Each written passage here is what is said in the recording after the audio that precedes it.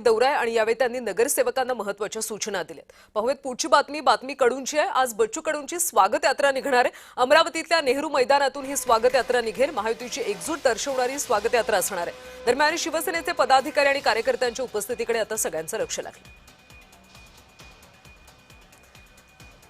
आपण माहिती घेऊयात अमरावतीमधून आमचे प्रतिनिधी सुरेंद्र आकुडे यांच्याकडून। सुरेंद्र, आज स्वागत यात्रा काढली जाणार आहे, नेमकी कशा पद्धतीने आता तयारी करण्यात आली आहे? निश्चितच ज्या पद्धतीने बच्चू कडू यांचा शिवसेनेमध्ये प्रवेश झाल्यानंतर त्यांना आमदारकी देण्यात आली, त्या पद्धतीने आज अमरावतीमध्ये त्यांची जल्लोष स्वागत यात्रा जी या ठिकाणी काढण्यात येणार। साधारणतः 3 वाजता त्यांची जी जल्लोष यात्रा या ठिकाणी काढण्यात येणार।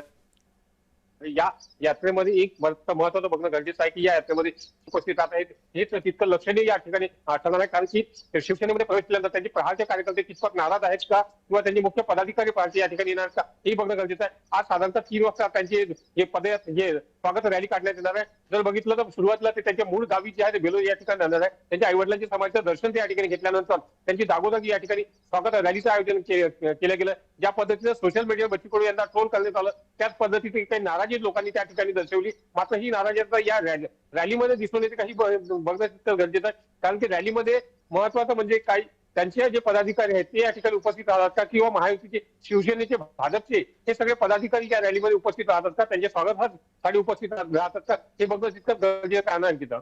नक्की सुरेंद्र, त्यामुळे या स्वागत यात्रेमध्ये स्थानिक कोणते नेते उपस्थित राहतात हे पाहणं अतिशय महत्त्वाचं आहे। धन्यवाद या माहितीसाठी।